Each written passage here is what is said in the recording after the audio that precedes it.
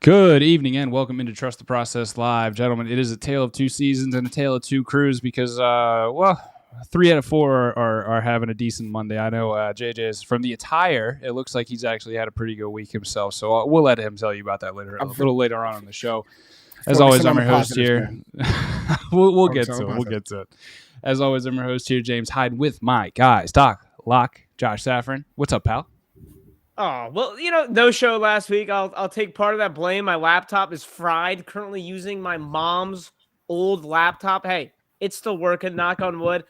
The old laptop went out. It pooped out. So the Eagles said, hey, buddy, I gotcha. I'm feeling dandy on this Monday after that shellacking of the Denver Broncos. Oh, they got averaging 92 rushing yards against. Oh, shut up. I'm so ready to get into it. Well, gentlemen, the best ability is availability, but we'll digress. Max Coolish, the man of many digits, how are you, sir? I'm feeling good. I mean, I'll leave the Eagles rah-rah to Josh because he always does it better than me. But, on the rest of the NFL front, fried out this week, feeling good about my mindset about the season going forward. I would say that if you're gravitating, get into orbit and lock in with me here. Lock in. Tell them lock in digits. All right. The man of 17 digits this week because that's how many points the Eagles won by. And finally, the man on the court, the voice of your Wildcats, both men and women, the YG young gentleman himself, James Jackson. What's up, my friend? How you doing? I'm not happy today because I'm not happy today. I'm not sure what it is about Taylor Heineke that's so hard to beat, but that can't happen again. That's the first time in a long time that I've been very infuriated watching the Buccaneers play football. And guys, we were terrible 18 years, for 18 years until last year. So I watched a lot of bad Buccaneers games. Yesterday infuriated me. Take it easy on me today, please. Y'all couldn't handle the dude who got cut from the Vikings because he punched through a glass table? No? And it's crazy because I watched him play, and I'm like, there's nothing. Yeah, you're going to be started, man. That was it. That was my one. 10 plays, already. 10 plays, 80 yards, 10-plus minutes to close us out. Taylor Heineke did that to Todd Bowles' defense. Times never lost. Just remember that, Oh, my goodness. That was my one. I'm done. Yeah, Josh, you're lucky we're on a computer right now. Right? I had to get one in. That's my one. But if you're not here with us live, you can find us wherever you get your podcast, Apple, Spotify, Anchor, anywhere in between. If we're not there, you let us know. We'll get there. Boys, our main event this week, and we said it in the intro. I said it in the intro. It's a tale of two seasons, and just passing the halfway mark in the in the calendar season for the NFL. It looks like we have seen a new Eagles team. So I want to say that for the first question here, I'm gonna go to Max here first because I want to start here, and then I want to go here, and then I want to come all the way back down to here. All right. So what we're gonna do is we're gonna start with Max. First question, my man. Have we seen the Eagles ceiling here with this win at Mile High versus the Broncos? I'm inclined to say that this is maybe their best win of the year, but I don't think in terms of like when this season is all said and done, I would hope that this isn't the fondest memory we have of this Eagles team based on what I've seen the last couple of weeks. The Broncos aren't bad. I think the Broncos, at this point, we know what the Broncos with Teddy Bridgewater are. They'll handily, take care of teams with lack of offensive firepower, and they'll be able to handle them with a good defense. But their offense is, stop and go at times, like it showed against the Eagles, right? So in the games that they can't comfortably dominate, or it's not a comfortable game script for them, they don't typically do well. And the Eagles were able to get out to an early lead. You're up 10-0 after the first quarter. You're in the driver's seat game script wise. The Broncos are playing catch up from that point. Just because they're not acting or operating like it doesn't change the fact that you're operating as the Eagles with the upper hand in terms of how you want. It's always easy to say you want to play with the lead, right? But the Broncos are not built to come from behind, to the extent that a lot of serious teams are. I want to combat that. That, and I think you need to give yourself more credit.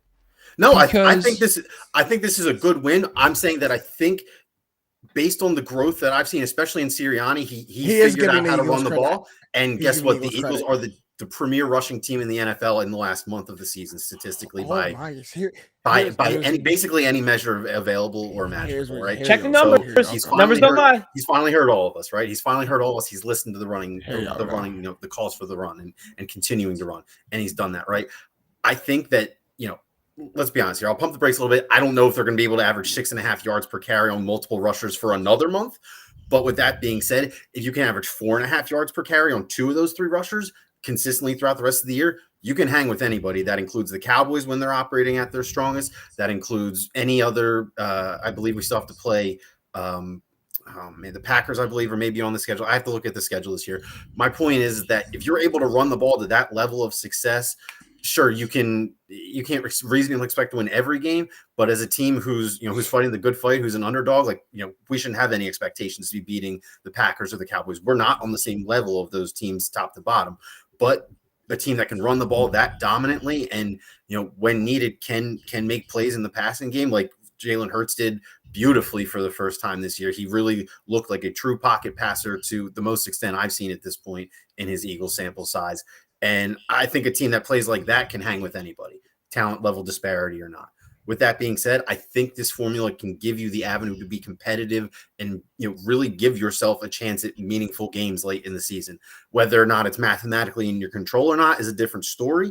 But I think just the fact that if this team is still competing for something legitimate in December, I think based on a month ago, I'm very happy with that outcome.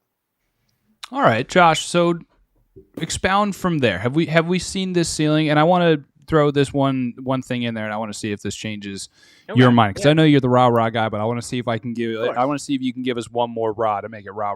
Okay. The Broncos, and many people don't think about this. Many people think of Teddy Bridgewater as a dink and dunk type guy, standing the quarterback, high completion rate percentage.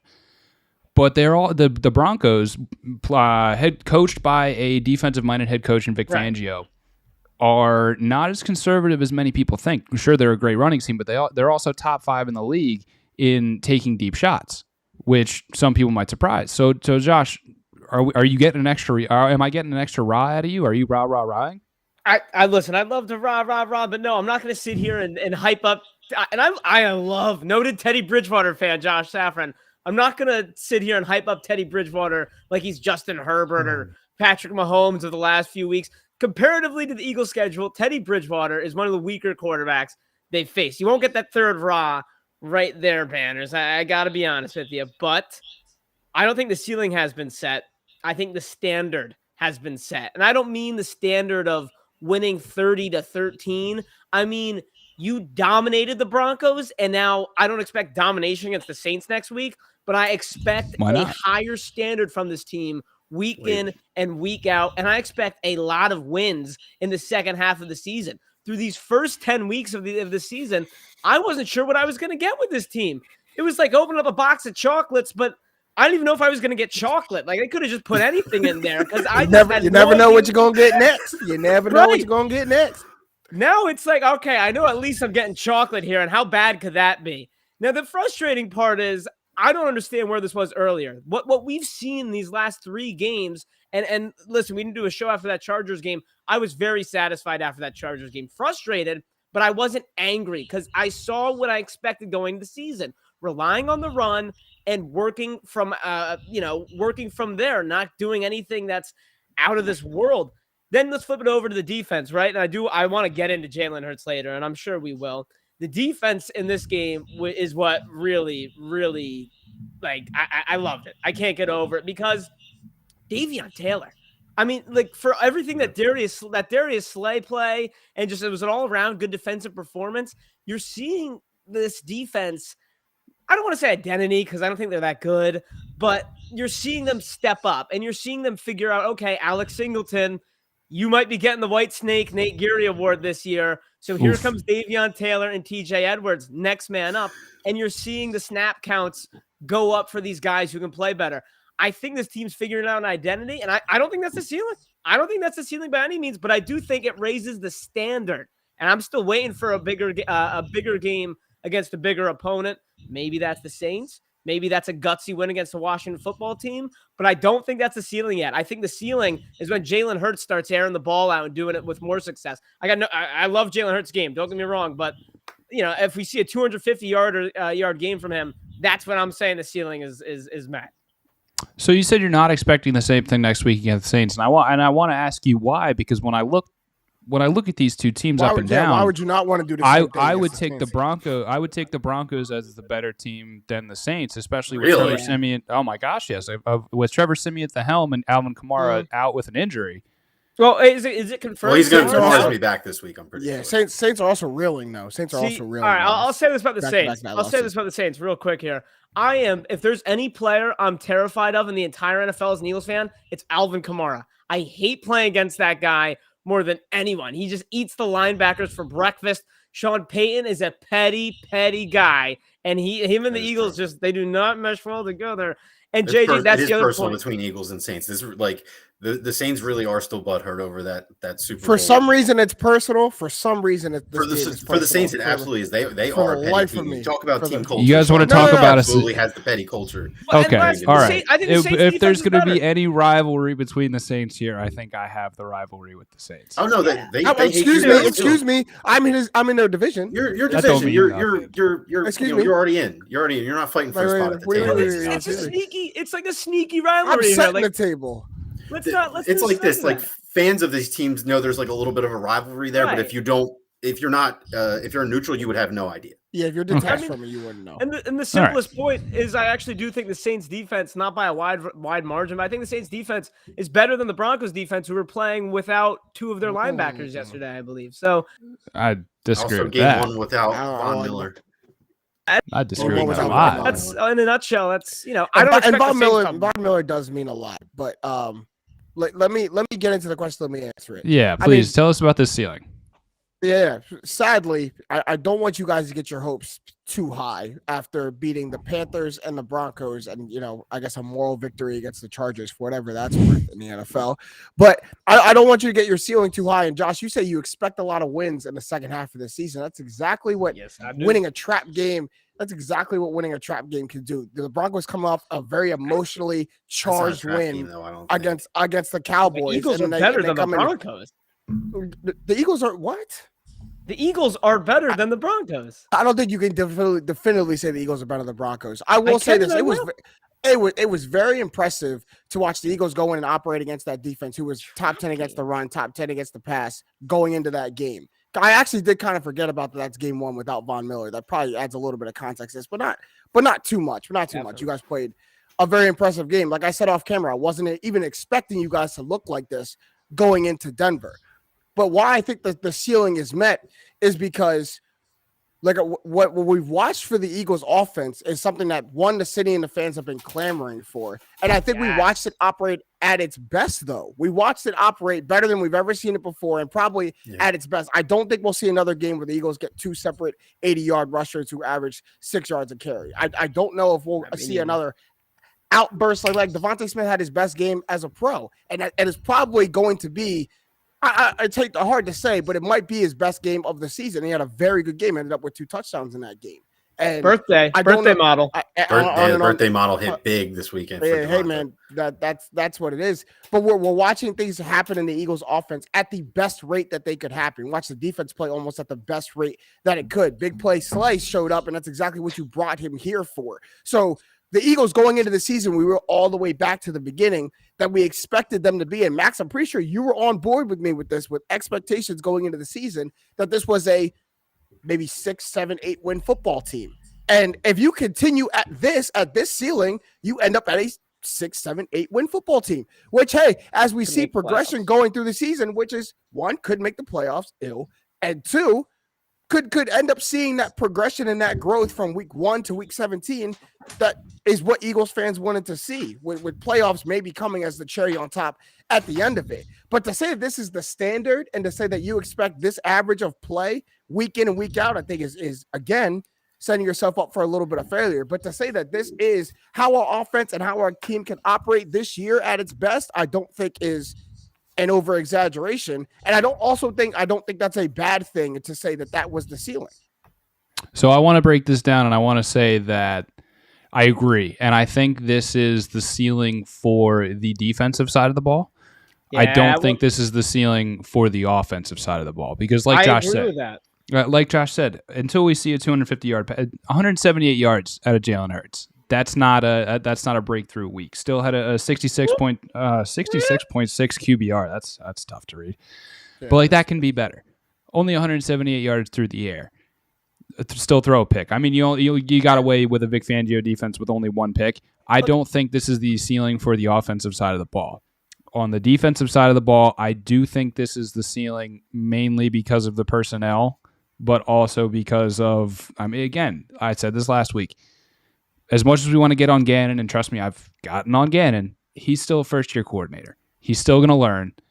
I think this is a good benchmark to have, though, if this was going to be the ceiling for this year, because if this does show up 2, 3, 4 more times, that means you're going to have competitive games, and the offense can keep growing on itself. So there were good signs. I think it was the ceiling for the defensive side of the ball. Am I off base? No, I can definitely agree with you for the defensive side of the ball. For the offensive side of the ball, two things. One, I think you can say you can play, at your best for multiple weeks, and that's still the ceiling. It doesn't become the standard if you do it multiple, but you could still play your best football for a stretch of 3 to 4 weeks and not be your ceiling. And two, why I think it was a ceiling for the offensive side of the ball, and we're kind of honing in on Jalen Hurts, is yes, I'm sure you'd love to see him throw for more than 172 yards and air the ball out a little bit more. But that means you've taken touches now out of your running back's hands, now out of Miles Sanders, Boston Scott, and company's hands. And for a team who wants to run the ball so much, we watched for the past 3 weeks, past 2 weeks. When did the narrative shift? What do you mean? I'm so confused. What do you mean? What are you confused about? Shouldn't we be advocating for giving as much as Jordan Howard? And I think we deservedly should praise Jordan Howard even right now, maybe even later in the show. But like, I think we're counting a wild card berth. Sure, if it happens, it happens. I don't think that should be a goal. Why are I'm confused as to why we're not a goal. Not a goal. That would be a huge overachievement. I'm just confused as to why we're not advocating for taking more touches away from Jordan Howard, who has because I want to win. We've seen hold on, let me finish. Go ahead. Let me finish. We've seen and been a part of what Jordan Howard can be in this league. Why would we not be advocating for more touches for Jalen Hurts to again see what he can do and give him more opportunities to prove that he can be a franchise quarterback? Because Jalen Hurts isn't the priority of this offense. Jalen Hurts is not the priority of this team. How and why is that not the case? No, here's the simple answer. Here's the real simple answer is by giving the ball to Jordan Howard more, you're putting Jalen Hurts in more situations to succeed. And look at how Jalen Hurts you say that, but the advantages of running the ball aren't being used via play action. So it's like it's almost like two kind of parallel tracks. You don't need play action to put your quarterback in good situations. He threw the ball 3 times in the second half because he didn't have to. If you're up, and I was about to say, let's not confuse 170 yards for underachieving. Like he did what he had to do and not tell the story. Exactly. He did what he had to do. He gave the ball up once, but he did what he had to do and got his team to a nice 30-13 victory. And if he needed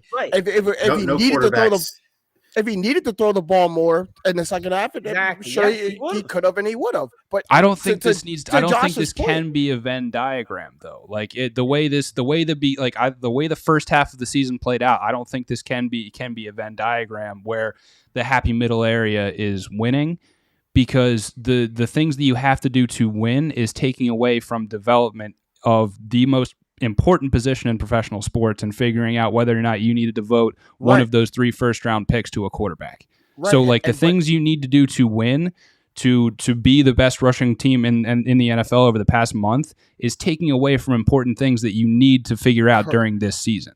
Correct. Look, being the best running team in the past month has aided to wins and or very close to beating good teams. So if you're the Eagles, you have to decide what's more important. Do I want to try to go for wins, or do I want to try to develop my quarterback, my second-year quarterback? You do both. The Eagles are going towards wins. You can't do both. But you're doing both right now. I don't know if you can do both. I'm with Banners that I don't think so much more comfortable. He just looks so much more comfortable because he because he doesn't have to do as much. That's not exactly. That's not developing your quarterback. Asking him to do less isn't developing your quarterback.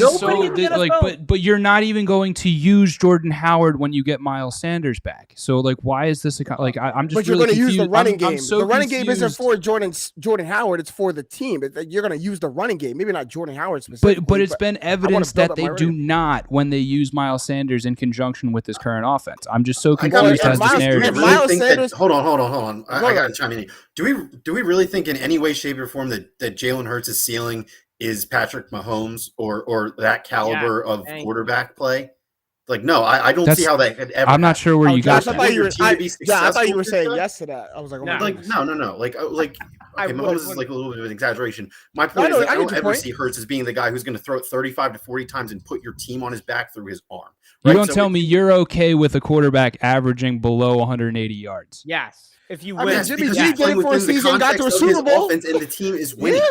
Like, I'm not sure what you want from me here, dude. Honestly, like, do you want me to treat this as a game of Madden where we're dropping back 1st and 10, 2nd and 10, 3rd and 10 every single drive? Because then the Eagles are going to be losing every game by 30 plus points because Hurts. Why are you focusing on wins and loss in a season that we've already ends up me and Josh having to stick up for ourselves because our team just got absolutely shit on because they threw the ball 50 times and we're begging for them to run the ball to help the quarterback. Because you're really putting me in a paradigm here. Banners. You see what I'm saying here? That's what I'm trying to do. Between a rock and a hard place on Monday nights here. You either shit on me because the Eagles aren't letting Jalen Hurts throw the ball 50 times, or when they do that, they lose by $1 billion, and then you shit on me because the Eagles suck. And what is Jalen Hurts doing? He went 21 of 48. One, I'm not shitting on you, and two, I'm trying to understand where the narrative shifted away from the progression of the most important person on your roster.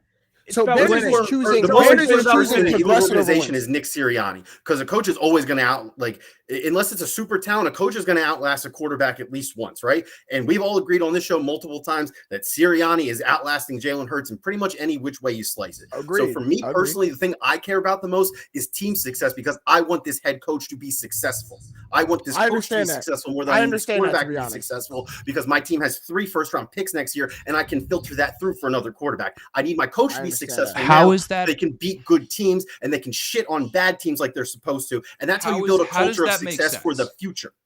You're telling me your option A would be for Jalen Hurts to fail and restart over next year when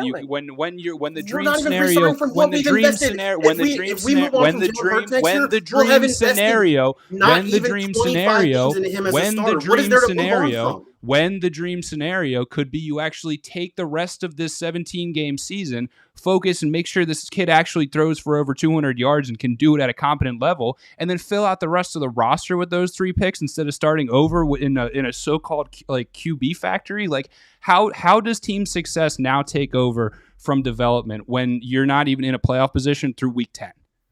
Because you can look how many teams were always a quarterback away and have instantly flipped a switch. I would much rather be a good team with a bad quarterback than a great quarterback with a dog shit team around him. Like, look at the Houston Texans. What happened when their good quarterback went, off the radar? What are the Houston Texans up to this year, Banners? Tell me.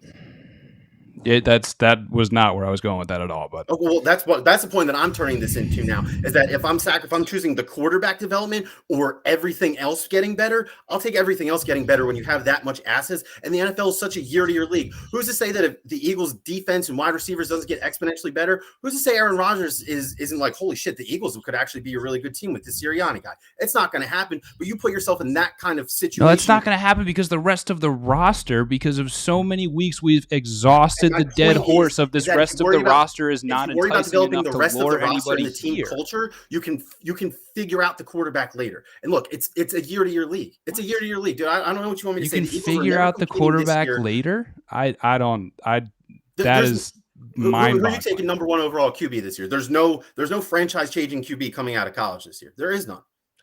I'm not the one advocating for taking a quarterback. And that's what I'm saying. I'm saying that we know, unless you're Josh Safran, you know that Jalen Hurts is not going to be a top 5 quarterback in this league. I was just about to say something. How Josh catch a straight bullet? How did Josh catch a straight bullet? I know Josh is going to defend himself here, and I don't want him to have to do that. This is right here from Ethan.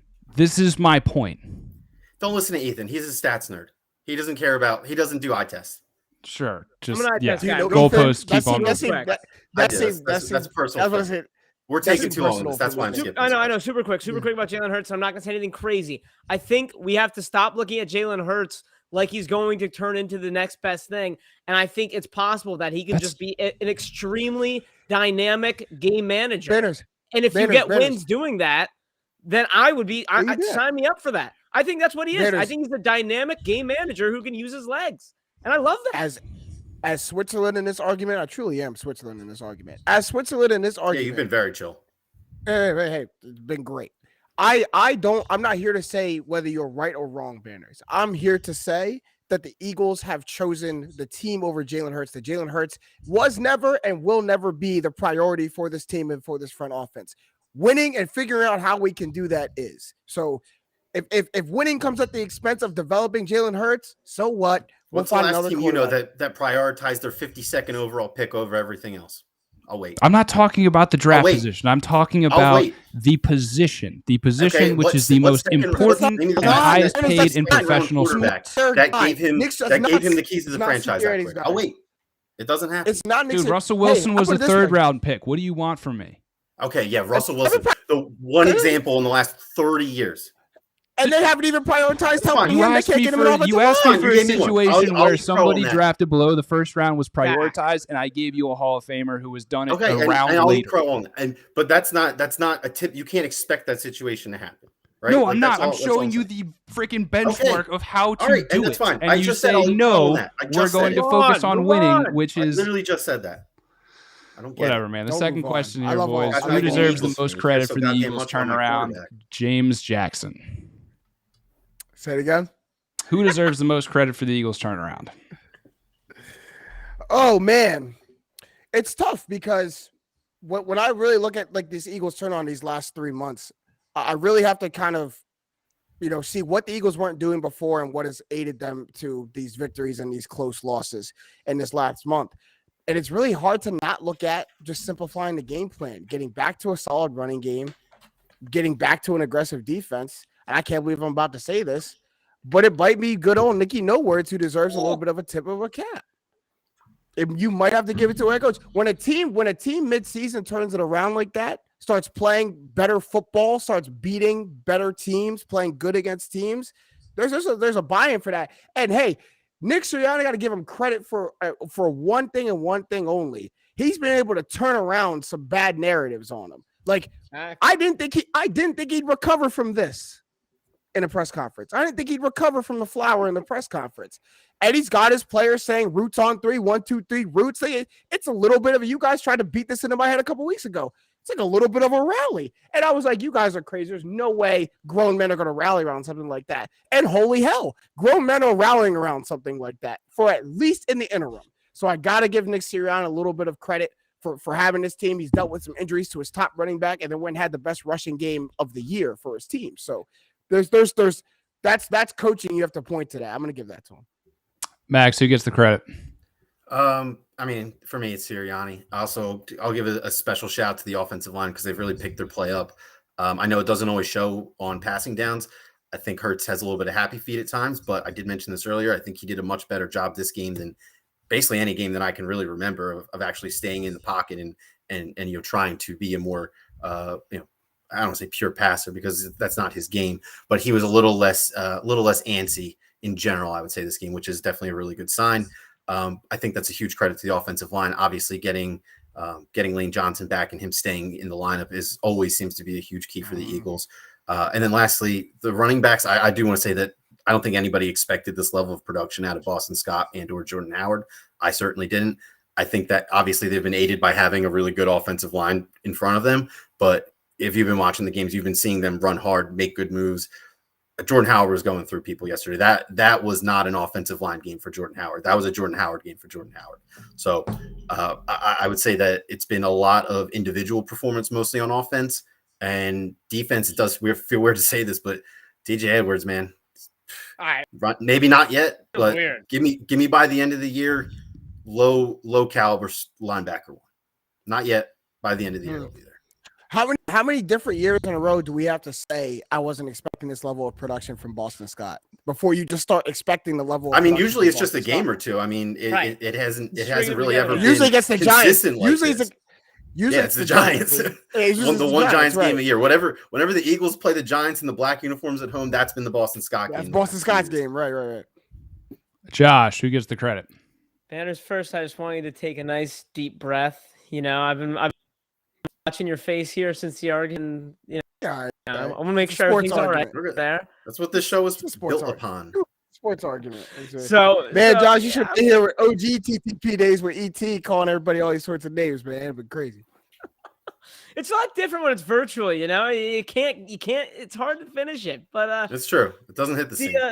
The credit. I'll split into 3 equal parts. First is the easiest answer. That's the offensive line. I mean, this was the thing I hung my hat on coming on to this season was the Eagles' offensive line. I thought it was going to be one of the best in the league. I think it is one of the best at the league, even without, say Malu, a few holes. Landon Dickerson's looking damn good. We were all calling Howie crazy for that pick. And yeah, he did go out of the game. I haven't really checked it or anything like that, but looking pretty good. Second person I got to give credit to, or the people, is the fans. I am not going to give Nick Sirianni credit for doing something he should have done 10 weeks ago, in my mind. I mean, look, am I happy that's working? Absolutely. Am I on Nick Sirianni's head? No, I'm not. But I'm not going to give this guy flowers for being 10 weeks later. I guess 7 weeks late. We'll call it the Lions game.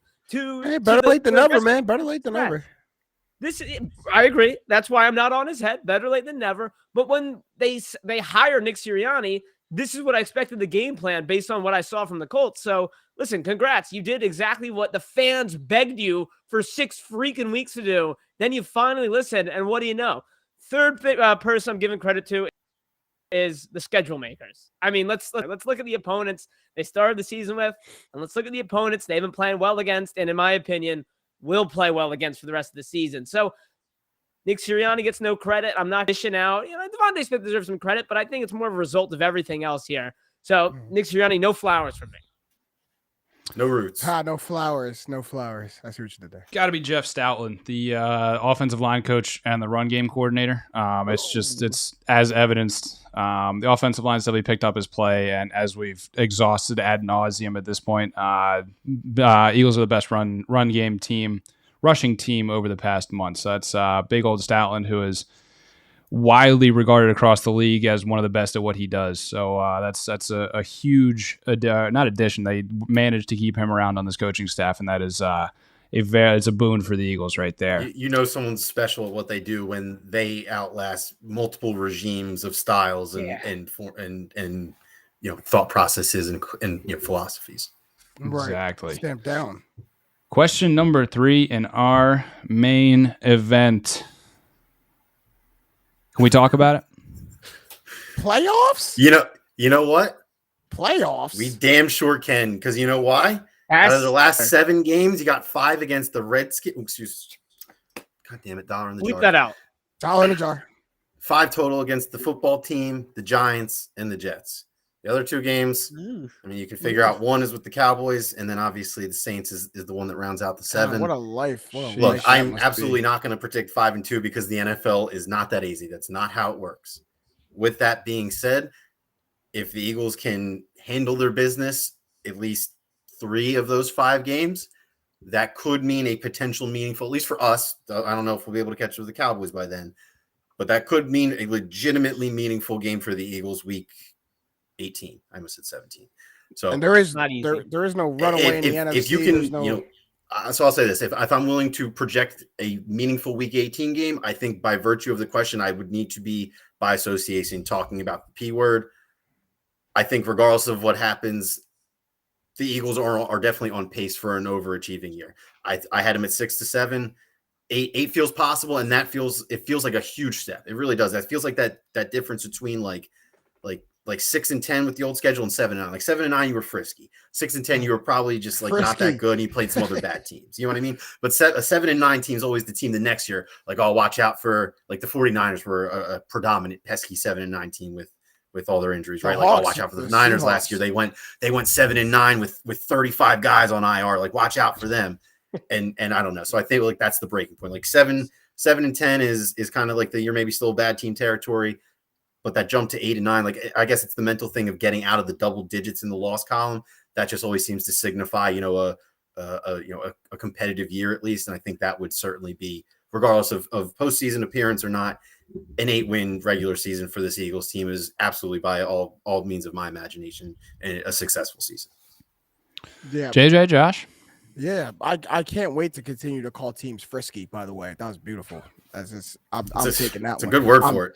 I'm taking that one. I'm running that one all the way to the bank. But I do think you can start talking about the playoffs. And for one reason only, this past week until they lost, the Atlanta Falcons were in a playoff spot. That's true. If I at one point ever this season ever saw the Atlanta Falcons in a playoff spot, anyone can get a playoff spot, man. They're giving them out. They're giving this things out. Like this thing is wide open, and it's not just a joke. This thing is wide open. There is not one single team that will grab a hold, not just of a playoff spot, but the NFL as a whole. This thing is up for grabs. 1 to 8 in each conference is up for grabs, and a bunch of teams are going to be there. 3 and 6 teams in the NFC. Yeah, right if you just now. you're blind to yourself if you think you're going to be able to predict that. And we've seen it so many times in the NFL. You just got to put yourself in a position come week 15, 16, 17. And if a bunch of dominoes fall, ask the Chicago Bears last year, hey, we're in the playoffs. Like, well, I don't know how this happened. How the hell did that happen? But we're here. We're in the playoffs. You just got to put yourself in that position. And if you guys stay right where you're at, even if you don't move up, you stay right where you're at, you'll find yourself, like Max said, with meaningful football week 15, 16, 17. And for where the Eagles were in August and September, yeah, that is a giant leap forward for mankind. Absolutely. Really quick before Josh goes, I just want to say this. If our schedule was shuffled and I didn't have 5 of my last 7 against those low caliber teams, if some of those were sprinkled into the 3 and 6 where we're at now, playoffs are absolutely dead in the water, just for future reference. But Josh, great call on thanking the schedule makers, because we got to find out the charity the NFL schedule makers, they run or whatever. We got to make some Philadelphia based donations. The Eagles earned thank this. Yourselves, thank I was going to say thank yourselves last year for being really bad. Y'all earned this. Shout out to us for sucking. Now you wonder Jalen Hurts in that last game last year. They were just Howie, big brain move there, fellas. Listen. I'll say this. At the start of the year, I was very hoorah on this Eagles team, and you guys all didn't like it. All I'm going to say is so far I'm batting 1,000 on the games I picked preseason. I had them 4-6 at this point, and I had them making the playoffs here. Have the Eagles won a game that they should have won? No. But have they also lost the game that they should have won? No, they haven't. You got to hold that in your pocket till week 18, brother. Yeah, I don't know why you told me that. Going to the week 18 game with that. We got something that the Eagles haven't had in a minute. And it's that they can control their own destiny. And it's crazy to be saying that this early on. But you have to be saying it when you look at who's ahead of them. You already beat the Panthers. You play the Saints this weekend. And then now that they're favored against the Saints, I kind of expect them to be favored in a game this year, aside from maybe going to Washington or when the Cowboys come. The Cowboys? I was going to say the Cowboys. It depends on how serious the Cowboys need to take that game. I don't think they depends on if you beat the Saints. Sunday. Here we go. We're giving you an inch. I know what you're going to say real quick, Josh. I'm on your side here. Josh is saying we control our own destiny because if they beat the Saints, they really are in the driver's seat for one of those bottom wild card spots in the NFC. So I think by definition that has to include this upcoming week. You control your own destiny, and it is far out, but hell, we're doing the playoffs discussion. He's the only one. Well, like I said, it's unrealistic to expect them to rattle off 6 straight wins from this point. It's just not going to happen. You see, Thank you. The only team that so by that logic, soundly, you don't control controlling your own destiny goes out the window. By definition, you control it. It's just statistically, it's unlikely to happen. That's all. Give you an inch, take a mile. Hey, I'm just saying they control their own destiny. If they win out, they're in no problem. Or 6-1 with the loss to the Cowboys, they're in no problem. That means you control your own destiny. I would say. It's 10-win season you just described. If you win 6 straight, straight, that's the thing. That's the control part. Is the if. That's the correlation. You no longer control your own destiny once that stops happening. If y'all win, go ahead, straight, I'm going to play the lottery the next day. I'm DMing Beyonce, asking her to dinner. And I'm asking Elon Musk for the newest Tesla to be delivered to my front door, because then all of those things are probably going to happen.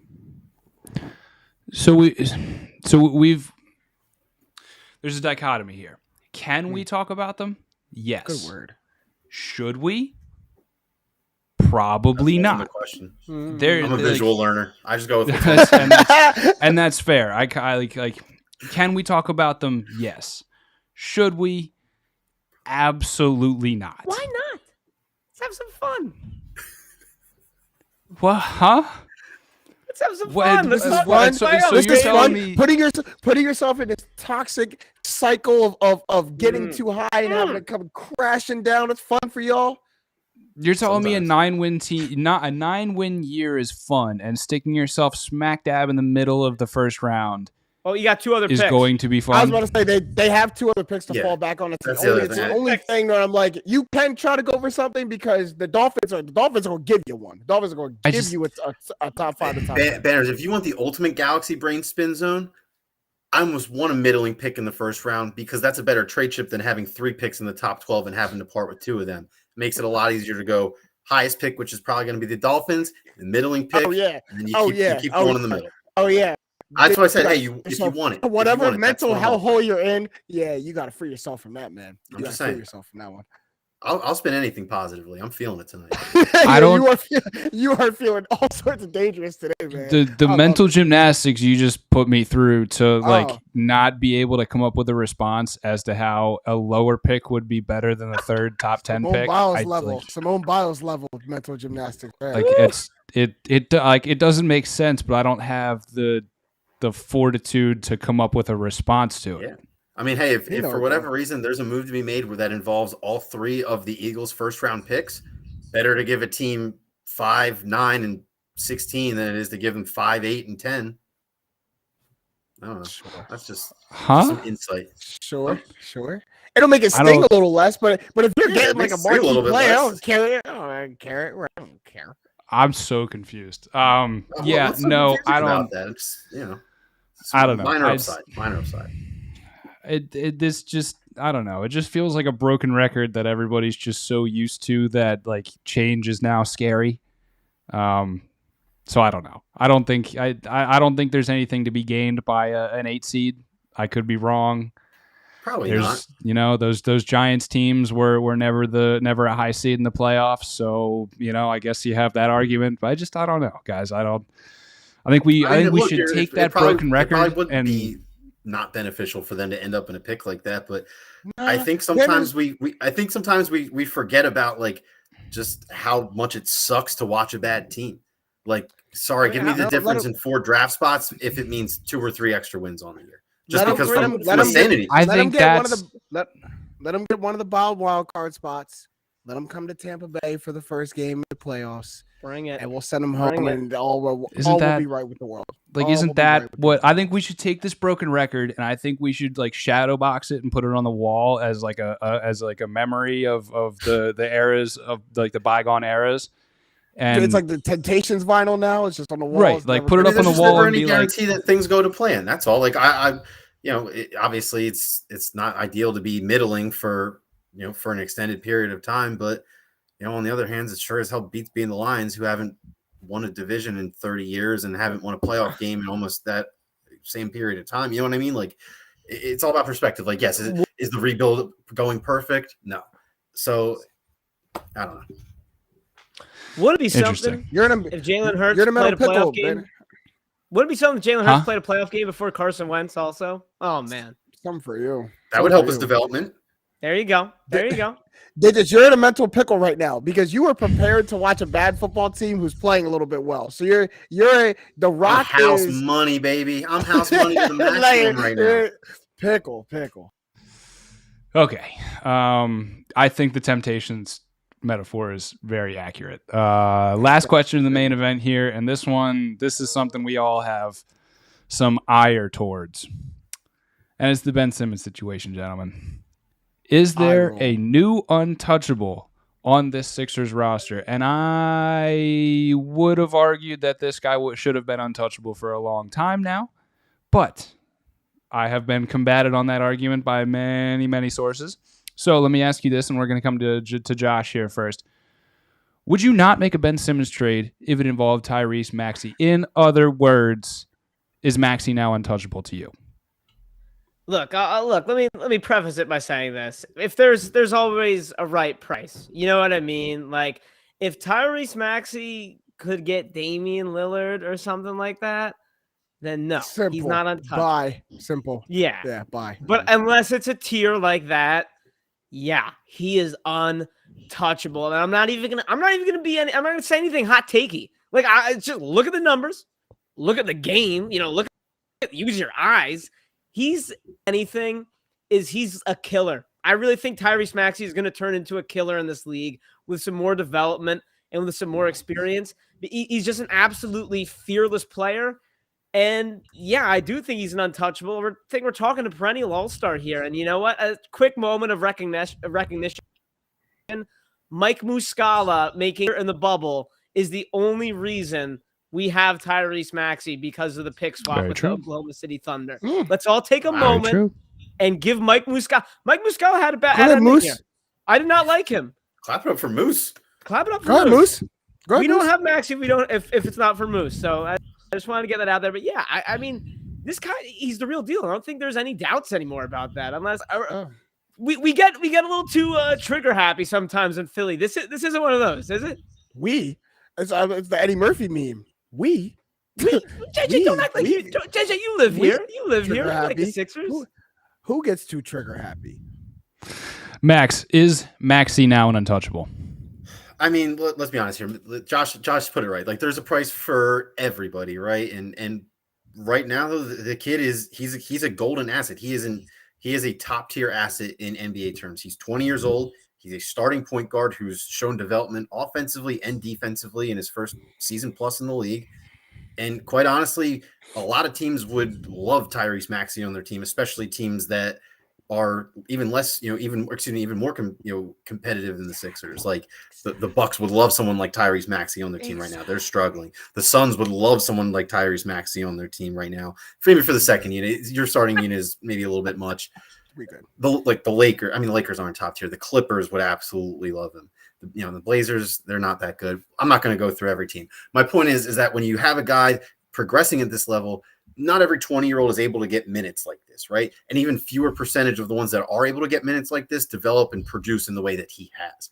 The dude has stepped into a starting role with nothing but I don't want to say class because, let's be honest, that's not like this isn't soccer, but I mean, he's absolutely been ready for the moment. He's come out, he's been carrying the load offensively in games where they haven't had Harris and Embiid or both of them. And the dude is, relatively efficient. He's not the most polished offensive player yet. Like, obviously the outside jumper is still a work in progress, but he's a smart basketball player in general. And you can see him getting better game by game. Like, if you watch the games, for me, we're 11, 12 games into this year. Last year he was an absolute liability on defense. I'm not saying he's a plus defensive value over replacement defender yet.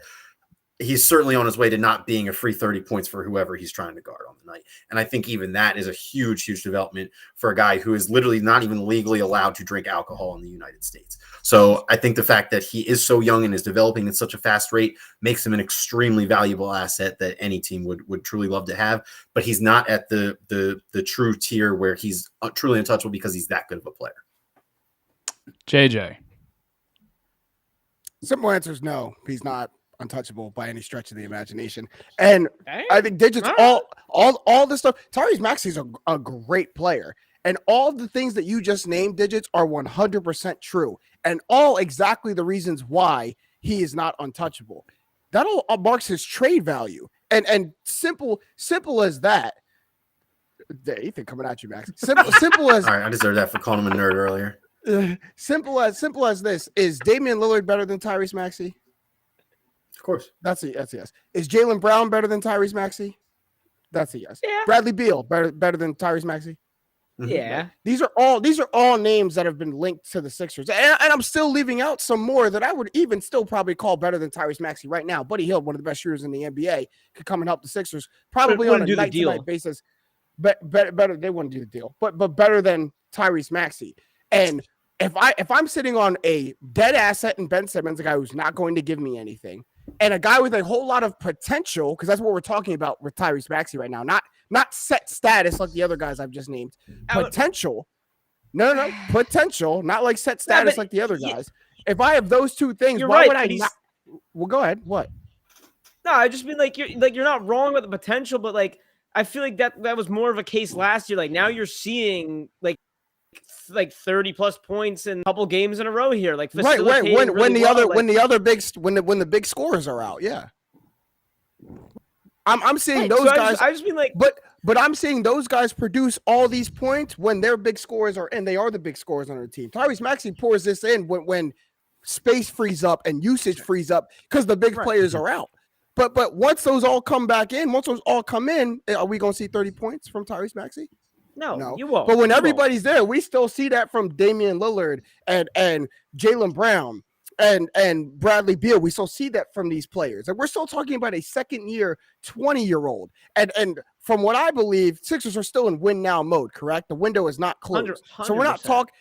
So we're not talking about what Tyrese Maxey can become. I need someone who's going to give me that right now. And if those other players give me a better chance, which they do, to get it right now, there's no one on this team untouchable whose name is not Joel Embiid.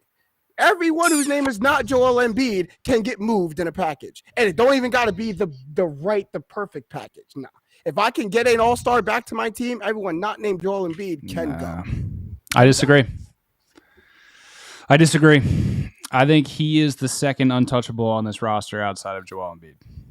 This is so the Sixers are in, and I say this because I don't think this is always the case with teams in championship windows. Okay. I think Maxey is now an untouchable because this Sixers team is in a very unique situation with Joel Embiid's health because you don't know how long that window is going to be open. But what you're jockeying for is keeping that window open as long as you can and keeping some semblance of it open on the other side of that. You're talking about a 21-year-old kid who's a second year in the league and already doing what he does. The position the Sixers are in now has to be Ben Simmons and draft picks. As many draft picks as you want to put on the line, I am perfectly fine with that. Maxey has now moved Matisse Thybulle from my untouchable category into include him in a trade package to beef that up to go get that all-star. But I do think you need to preserve, because right now what Maxey is to me is if you bring in another star, preferably a guard, the Sixers are in a boat where you either need a starting guard and you move Maxey to the bench, or you need a backup forward. So it's one of those situations where in a perfect world, if you can bring in another guard, move Maxey to the second unit, and then because the guards that we're all talking about are towards the later end of their prime, later end of their career. To me, I need to preserve something that is potentially your franchise point guard on the other side of that. A 3-and-D wing, I love Matisse Thybulle as much as the next person, but teams covet that type of defense for a championship run, which does the same thing for his trade value as Maxey's play has done for him. He's now coveted by potential playoff teams. Matisse Thybulle needs to be that other piece in a trade package if they're asking. I just think you need to protect the future of this organization at point guard, because it's not often you get somebody like this at the later end of the first round. Like this was an absolute coup. But why protect the future when the goal is to win now? The goal isn't to build towards the future. The goal is to win it now. Why protect the future at the expense of winning now?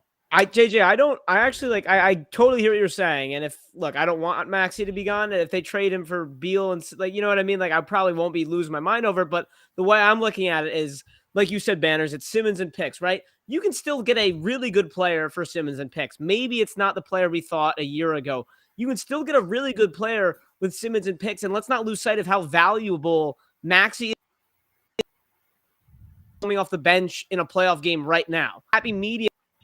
Maybe that's not that you should be building a team in the NBA and this super. I do think there is a path where there's a happy medium where you package Simmons and picks, and then you can also build around Embiid while also having him, Maxey as guy like 1B and whoever you get in this kind of a nice mix of everything. You're right. The hypothetical is right. Clearly, Simmons and picks is not what is not what Daryl Morey is willing to send off, or is not getting the return that Daryl Morey wants. Because if Simmons and picks was it, Daryl Morey would have made a deal by now. But that's clearly not the package that teams are wanting for, or him sending that out is not getting the return from teams that he's wanting. So that's at this point I think is out the window. And I think teams are asking for guys like Maxey, guys like Thybulle, guys like maybe Seth Curry. And Daryl Morey is saying tough no. to ship Simmons and Thibault in the same trade to one. I'm not doing that. I agree. Seems that's a really good point. Yeah, I think that's an excellent. And that's when you need the third team.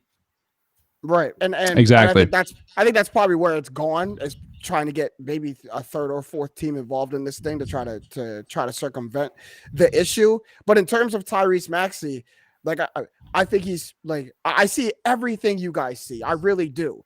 I just, as not being a dominant, primarily Sixers fan, I don't have like the emotional attachment that you guys have of Tyrese Maxey, of watching your draft pick grow before your eyes. And I get it. I really do get it. It's not just that. But if you're truly in, no, it's not just that. But I do think it has something to do with it. That's your boy. I get it. But I do think there's something to be said for being in a win now mode. And if trading Tyrese Maxey helps me in this win now mode, I can pack his bags for him. I'll make sure he has a good meal his last night here. But I got to be in win now mode. I really do. I think you're right about the emotional connection, but I think you're a little bit off as to where the emotional connection comes in. We're so emotionally invested in Joel Embiid that we are terrified of the end of that era. And what I'm trying to guard against is seasons like this, where Joel Embiid looks dramatically different than he did last year. He looks off injury, right? There's a cliff coming. We don't know when it is. We don't know how sharp it'll be. Yeah. To me, what you have in a 21-year-old Tyrese Maxey means a smoother drop-off and a transition into something that is more like the modern NBA. I got you. So what you're trying to do is you're trying to cushion the drop off. I'm trying to beat it. I'm trying to say that cliff is coming there, so give me everything I can before it happens. Before we get off the cliff. Exactly. It's two parallel train tracks. And I don't think I don't think either one of us are wrong. I'm glad you put it that way. I'm seeing your perspective now, because that does make sense as to why you keep Maxey. I think I'm just going the other route. I'm trying to cram it in before this window closes. Just before we move on, I think that it's almost to the point where it's just kind of like a Mexican standoff with him, because he's so much more he's exponentially more valuable as an asset now compared to, if you go back to October 15th, 2021, 30 days ago, Tyrese Maxey doesn't have nearly the weight that he currently does in trade discussions and it could change. And it could change. All this it could change. It could. No, this ain't no Michael Franco start to the season. Okay, Tyrese Maxey's a baller. I don't want to hear it. I didn't say he's going to be bad. You got to start. Don't say his name 3 times. You got to start listening to. You got to start listening to the words that I say, Josh. I didn't say he was going to be bad. I said his trade value could change.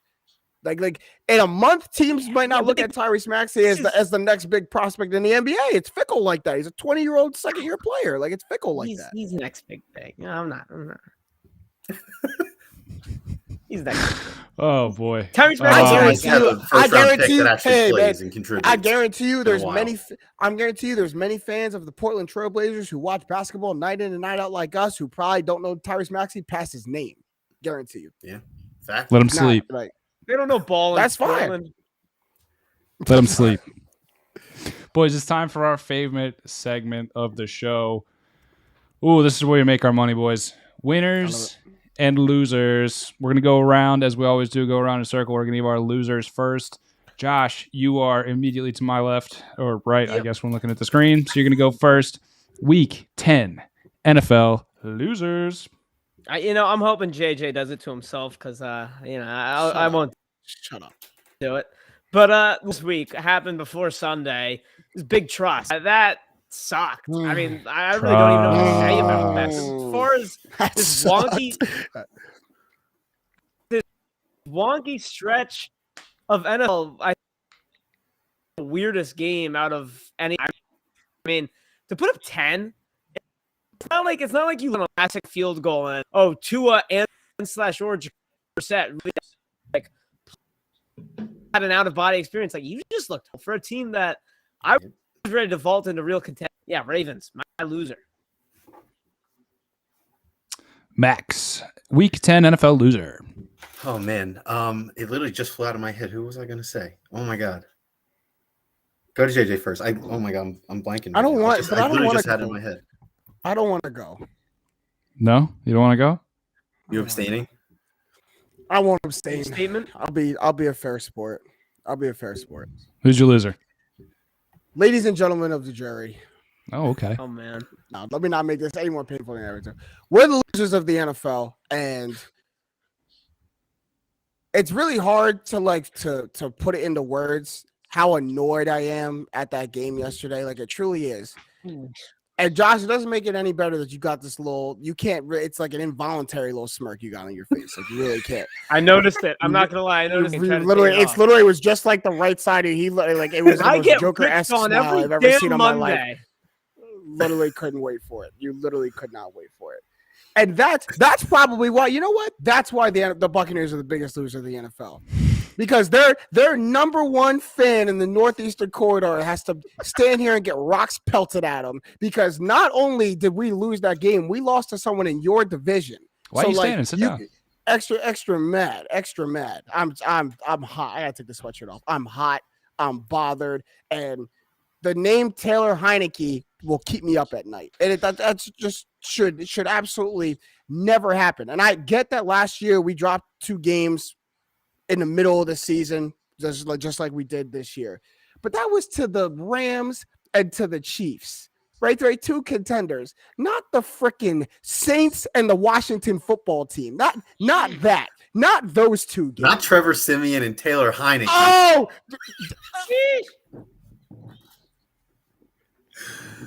10 plays, 80 yards, 10 plus minutes to close us out of a football game led by Taylor Heineke. Wow, please go to somebody else. Please go to somebody else. All right, Max, did they come back to you? Who it was. Oh, it conveniently came back to you now, did you? I know, it really did. I conveniently came back to you now. I just had to go look up the scores. I'm so embarrassed. My loser is the Raiders. It's officially time of the year where the Raiders completely fall apart and implode. Sorry, Manners, I just steal yours. No. I think that this will be the signature moment for the Raiders, that we'll always remember that Sunday night where they got waxed by the Chiefs, and the Chiefs were all fine from there for the rest of the year. So it always sucks getting embarrassed on national TV. Sucks a little bit more when it's against a divisional rival, and it's really the shit cherry on top of the suck pie when that's the get right game for the rest of the season. I was about to say they are the Chiefs get right game damn near every year, ain't they? That's tough. It's tradition. That's tough. At home, that's tough. This week was chock full of losers here, boys. Like, there's some good options this week. I mean, the Cardinals had Chris Streveler at quarterback at some point. Yeah, the backup quarterback who wasn't even a starter at the University of Minnesota. Like, the Browns, the Browns. They're not my loser though. Like, oh, this was a week chock full of losers. But my loser is the organization run by John Schneider up in the Pacific Northwest, the Seattle Seahawks. It's pretty much over, man. Like, you thought you might have been able to smooth things over with Russ. It's pretty much chalked at this point. And don't get me wrong, Russ did not do that team any favors. But it's pretty much over, guys. Sorry. Yeah, you got to do something other than it's not the right game to bring him back. It was not. That's a tough ask. Rushed him back against the Packers defense, who's playing lights out football right now. In Lambeau with 6 inches of snow. Snowy. Not the condition you want to put a guy who. I think what really is the key thing for that. This is the first time Russell Wilson's ever missed time, like, in his life in football, right? Like, it's not like he knows how to bounce back from injury. Give him a nice layup. I don't know. That was my point, Max. It might have been more of Russ rushing himself back than the team rushing him. Probably back. Was. Honestly. He's watching his team. He's watching his team struggle. He's watching teams in his division get better. The Cardinals add Zach Ertz. The Rams add everybody imaginable, and they're watching teams in his division start to win games. Like Eddie, he's sitting on the sideline. He's like, I can't not play football, and we're about to go have one of the most marquee games of the season. I need to be out there with my team. And if he says that, what Pete Carroll will say no. One thing about Russ, I don't know if it was Rap Sheet. I don't want to give a bad name to Rap Sheet. I think it was him who tweeted out saying, like, Russell Wilson has been working 19 hours a day to rehab his injury. And I'm like, well, if Ian Rappaport said it, it's 100% true. If Rap Sheet said that's chalk. We're going to take it to the bank. For like 19 hours? Mm-hmm. Number one source for Seattle Seahawks. That's chalk, dude. Ian Rappaport. That is stamped to the bank now. That's gospel. If Rap says it, that's exactly right. It's gospel. If the Rap Sheet says it, mark it down. That's the rapture. Oh, come on. Winners. Week 10 NFL winners. We're coming back around just like we always do. Josh Saffron, your Week 10 winner. My winner of Week 10 is Jalen. I'm kidding. The suspense. I almost did the Eagles. This week, but I can't do it. The winner is Cam Newton. I'll give it to Cam Newton this week. It's a good one. Yep. Listen. We all forget. I mean, maybe we all. I'll say I forget that sometimes how damn good Cam Newton. You always kind of gotta, I'll pull up the old YouTube and be like, damn, like MVP Cam Newton. And no, is he returned MVP? Fire highlight reel that Cam Newton year. Yeah. Speaking of fire highlight reel, I mean his first touchdown, ripping the helmet off and yelling, "I'm back!" right into the single marquee moment of this NFL season. That and the Lamar flip, I think, are the two like marquee moments of this year. And then to just like that was the tone setter to the trouncing of arguably the best team in the NFL. Yes, the Cardinals had a ton of injuries, and yes, I laughed to the bank with Panthers plus 9.5 this weekend. But Cam Newton is the reason he was the tone setter in that game, and he added a second one. Awesome moment. I think there's a bunch of winners this week, but that was my personal favorite. Really? Yeah, a bunch of interesting. I think there's a good amount of winners. I'm actually surprised nobody won with the Steelers for losers. But Max, who's your winner? I was close. That was my next one. Yeah. So I got two winners. One is the Detroit Lions, still on pace for 0-16, first team to ever do it twice. Second winner. Making history, baby. Let's do it. Second winner is the Trust the Picks live crew because me and Josh absolutely fried out this week. I said this at the beginning of the show.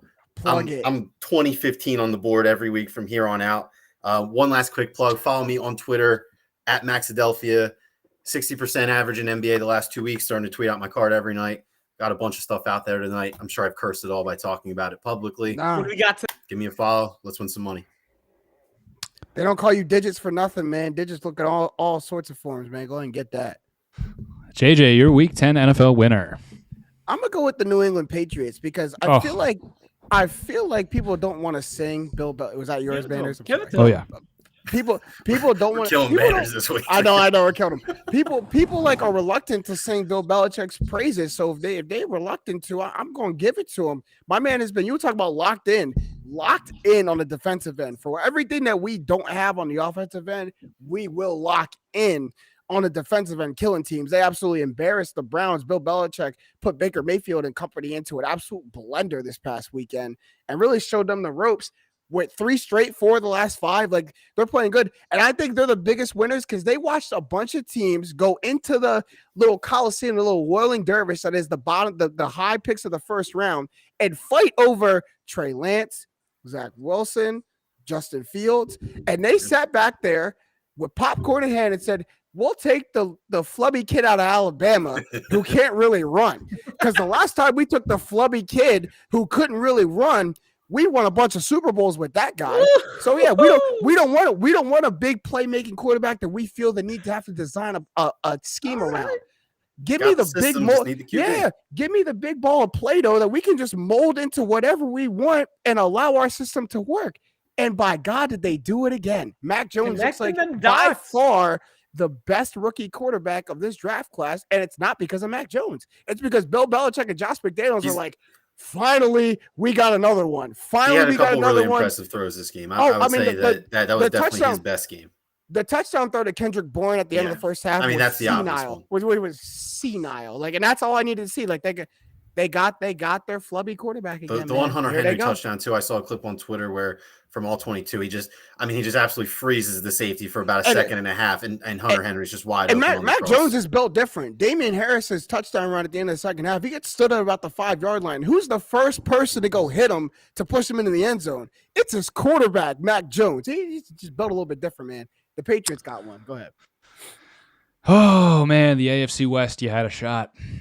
You really did. It's over. You had a shot. This was an opening. The first time in 3 years. They gave it to you. The big man who likes cheesesteaks, he was off his game a little bit there. The guy who sounds like Kermit the Frog, he needed a little bit of a downtime. They gave it to you. Denver, Oakland, LA. Well, I wanted to say San Diego because let's be honest. San Diego. They gave it to you. They really did. They gave it to you, and when you come at the king, you best not miss. And y'all missed. Like, Why? The AFC West team to win this weekend? Y'all missed. Like people started talking about it, reading Patrick Mahomes, and Patrick went out there and said, "Here's 400 yards and 5 touchdowns. Hang that on your head. Don't come back and talk to me with anything less." They are now the undisputed champions are not undisputed champions. They are now out in first place again in the AFC West. That's the Chiefs are the winners, guys. It's like we thought we had all of these questions about, can they do it? Can they make it back to the playoffs for the trip to the third straight Super Bowl? And everybody was saying no. And the AFC West opened the door and it's funny. Never worried. It's funny how quickly the NFL just like all of the NFL and football world just will go right back to, there they go again. Like we had everybody in the NFL world, all these questions. Oh my God, are the Chiefs not going to do it? Is it over? Is the dynasty over? Then we see, we're not even one game. Everyone had this thought by the end of the first quarter. It was like, oh, there they go. They're here again. That's all. That's all I needed to say. That's all I needed to say. I know we could tell when that switch is flipped. There we go. We saw it. Don't get me wrong. That defense is still going to be a problem later on in the season, just like the Bills showed earlier. But Patrick Mahomes is still Patrick Mahomes. It's Pat and the offense that need to, and it's always been that. Pat and the offense need to figure it out. Once they figure it out, defense just got to fall in line after that. Just don't give up 40, and we probably go win the game. Chiefs defense played pretty well, man. They had Derek Carr throwing jackpot balls half the game. With they have nobody to throw the jackpot ball. That's what I said. Who are we throwing to? Brian Edwards. Sorensen and what was the other guy? I mean, that was for the game right there. That's when you yell jackpot because you're tired of throwing it up in the air for 20 straight minutes. My shoulder's getting tired. This is for everything. Better alive. Yeah. What did he throw? Derek Carr threw. Whoopsie. He only threw 35 times, but it was getting a little tired out there. Those are our winners and losers for Week 10 of the NFL season. That's our favorite segment. Obviously, you got to check. Huh? Backup winner of the Minnesota Vikings. I was going to give you all a nod. He'll give you a little nod. Go win. It's all right. We'll be back right on the loser list next week. Don't worry about it. Go win. Oh, boy. Letting the Packers come into U.S. Bank, and I don't even want to go there yet. I don't need to do that to myself. Celebrate a little bit. Right. Celebrate a little bit. The week's not even over yet. You can't stress about next week until Tuesday. I expect nothing and accept even less. Okay, let's not do this. Oh boy, before we move on, got to give a shout out to our guys over at PHL Sports Nation, Philadelphia Sports Nation, enhancing your Philadelphia sports fan experience. They do a great job covering all of your teams, including the Philadelphia Union, across social media, blogs, podcasts, everything else. Give them a follow at PHL Sports Nation on all social media, phlsportsnation.com. Jolliker, I had to throw that in there. Of course. Do we want to do we doing the rapid fire real quick? We want to keep this real quick. You can throw one or two if you're feeling it. All right, cool. Let's see. If we can really keep it rapid, I know how y'all boys keep it rapid. Okay. We don't need to do this Miles Sanders one because that's the Miles Sanders one is it's a little tough. No, skip this. I got nothing for this. I'll just be. You got nothing for this yet? All right, we'll do this one because I think this one could be. Yeah, we can do this one. And I kid you not, the script says, "Can I say anything nice about Ferk?" I mean, I could. Will I? Probably not. I don't know. No, I'm kidding. Why, man? Yo. Even I'm giving him his props, bro. Even I'm giving him his props. No, I'll give him his props. This is so far. Thank you. This is so far very out of character for Furkan Korkmaz. I've never seen him act like this. I was at the who was it? Oh, the Raptors game. And I will say the Raptors game was definitely what definitely the previous version of Furkan. So if he can get off the schneid and get back to how he's been performing for the majority of this current season, I will have been proved wrong. But to keep for the brand, the last game that I saw, he was the version that I done for me lately. I love it. He stays true. I stay true to the brand, for the brand. So anybody else? Turkish Delight Slander? As the founding father of the Furkan Korkmaz fan club on this show, and I will absolutely die on that hill because nobody's going to debate me on that. I want to say that one person. And that's fine. You can have that. I just want to make sure that's clear and known. You got that. You got that one. He's been a big contributor in these games that they have been able to win without Harris and or Embiid. I mean, the Embiid, the games without them both, you can't expect anything out of them. They play well, and they had a couple of close losses in the two games where it's happened. In particular, the games without Tobias Harris have been the games where he has really kind of excelled the most this year, and that was The Harris has been back the last 2 games, I believe, but in that stretch of about 5 or 6 games prior, where Harris was out with COVID stuff, Furkan was absolutely worth his weight in gold coming off the bench. He was shooting at like 49% from 3 in those 5 games.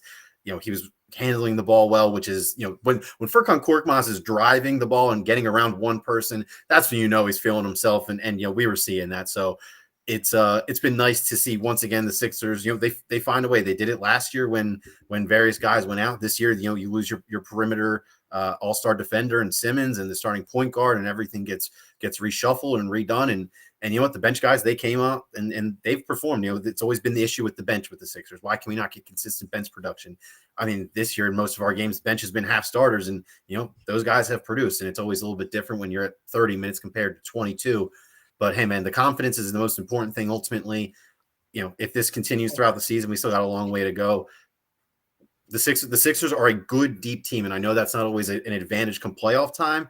But at least ensures me that I'm not going to have to worry about getting ran off the floor on a random, Thursday night in Oklahoma City or at Charlotte or anything like that, just because Joel Embiid's not in the game. Any other praise for the Turkish Delight? Yeah. By the way, Turkish Delight, I'm giving it 3rd team all nickname. It's pretty up there. It's pretty good. It's pretty good. I like it. Yeah, it's not second team or anything, but it's third team's good. It's on the it gets a play. It gets a swipe post on Bleacher Report for sure. That's apropos. Yeah.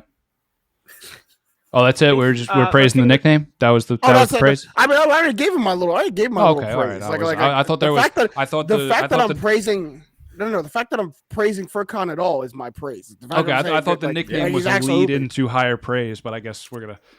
Cool. All right, I'm with stopping there. That's fine. I'm with it. Yeah. Let's go. Oh boy. My favorite game this year from Furkan by far, the game where he went 2 for 18. Like, something about him, like all those shots in that game and still being like, no, I'm an NBA player. Like, this is my job. And just heaving it up without a care in the world. Like, that redefines I love it. Give it to me, Ferg. Shoot 18 every night. The kids can play when the parents are away. So while Joel Embiid's not there, you better get them shots up, boy, because when he comes back, when our scores come back, the ball not finding you. So, yeah, play when the parents are away. Well, Josh, do you like him or not? I'm like, what? I love seeing how confident he is. Like it's just hilarious. Okay. Like all this good from freaking Korkmaz, and all this good from freaking Korkmaz. He points out the 2 for 18 game. I know. We're supposed to be praising him. This guy's been doing great. I want to highlight this game. He went 2 for 18 from yeah. Well, hey, with his favorite watering hole, the drought horse closing, he had a lot more time to spend in the gym. So yeah. R.I.P. All right, yes, R.I.P. I tried to buy the plaque that had my name on it there, and then somebody else bought it before me. Was it just your name, or were there other names? There were other names on it too. I was about to say it's very interesting. Yeah. So I drank there for 81 straight days. I deserve that plaque. Damn. You deserve more than a plaque. It was the baseball season like special that they did there. So like when drinks are cheaper for the baseball season if you come drink every day. Yeah, I deserve that plaque. Regulars get rewarded. Banner said, "Sign me up." Sticks in my craw. Before we get out of here, tap outs, gentlemen. Anybody? Bueller? Yeah, I got a very quick one. I need all our listeners, all our viewers out there. I'm going to need you to comment on Trust the Process Live's page, either on Instagram at Trust the Process Live, on Twitter at TTPL Philly, comment on Facebook, YouTube. I need everyone to help me with this. Because there's a big reason I have a hat on for the show. And I'm not sure if you guys can see what's going on the forehead right here. But it seems like Mount Everest is popping up on the forehead right here. It's so bad. It's literally so. You could definitely see it right there. Oh yeah, now I can in the glare. Yeah. The fact that you guys, I'm sitting about 2 feet from my laptop camera, and you guys are watching me on a minimized window on your computer. You can still see the pimple on my forehead. So I need all home remedies. I need all everything. I asked my mom and my sister how I get rid of it. My sister said put a potato on it, so they're no help. So I need everybody. Really pleased to help me get rid of this thing. I work at Dick's Sporting Goods. I sell sneakers all day. And if I have to watch one more person look at my forehead as I'm talking to them, trying to get their sneaker size, I'm going to go insane. So I need all help, please. Toothpaste. My best advice is be proactive. Don't be reactive. If you don't already, make sure you get a nice little face wash in the shower. Do it. I do it every shower. Not even joking. Oh, 100%. This is why I'm like, I don't know where this is coming from. I heard toothpaste and lemon juice just now, and I don't know any quick Am I fixes. trying to set it on fire? Like I feel like that's toothpaste dries it out. Lemon juice kills everything. Yeah, it's gonna kill. It's gonna hurt. Like I'm gonna scream. It's a process. I've got phenomenal skin. Knock on wood. Guess what I do? Nothing. You just don't fidget with it. You don't wear hats. All right. Let it go. Yeah, that's no help. Keep it to yourself, pretty boy. All right, Josh. Right. Like, excuse me. Feel bad. Hey, MJ, can you help me? Can you help me get better at basketball? Well, fortunately for me, I don't suck, so I don't have to worry about that. Like, excuse me. I asked. Do what I do. Just do what I do. You were talking about just not getting pimples.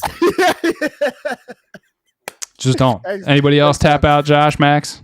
No, my mouth is so dry. I haven't had water this episode. I forgot it. I've been dying ever since our spirited debate about halfway through. My tap out is I'm back. I'm back. Eagles swagger is back. The Raiders really threw me for a loop, and now I am back, and I will be unapologetic throughout this season. That is all. Live your truth. Live your truth, brother. Yeah, man. Be the best you, I guess. Send the facts in. He's back. I'm going to try and wrap this up as quick as possible. If you like baseball, you got to be over the top in showing that you like baseball at this point. So, God willing, the work stoppage isn't going to be that long. Go to games, watch the games, because we're so close to this game. MLB literally dying. Consultants. Why are they announcing rookie or Gold Glove winners during Sunday Night Football banners? What are they doing? Why do they want the sport to die? They've wanted it to die. You have the country's attention for like 6 months of the year, and then you do it after your month-long postseason. Come on. Let me tell you how much of a fumble it is to literally have no other competition for your entire regular season, and your league is about to fold. Nothing else in the world goes on during the MLB season. No, you're thrown by MLS, like Cup season. NBA Summer League will get more play than depressing. MLB. You have the entire nation's attention, and Bleacher Report won't even post you when your championship is up. You can't even get a tweet. And the last strike we had steroids on the other side of it, so there was something to come back to. That's true. We have nothing. Pitch clocks or pitch count clocks. We have a runner on second base in the 10th inning, boys. Lord. We need seriously. If you like baseball, show that you like baseball. Hopefully, because I'll tell you what, there's gonna be a work stoppage. Maybe the shortened season when they come. Maybe when the shortened season comes back, there will be less time to show that you like it, so you can show that you like it more. I don't know. Just like, please don't let baseball die. And if you do, well, I guess take me out back and put me down with it, because this. Hey, silver lining here now.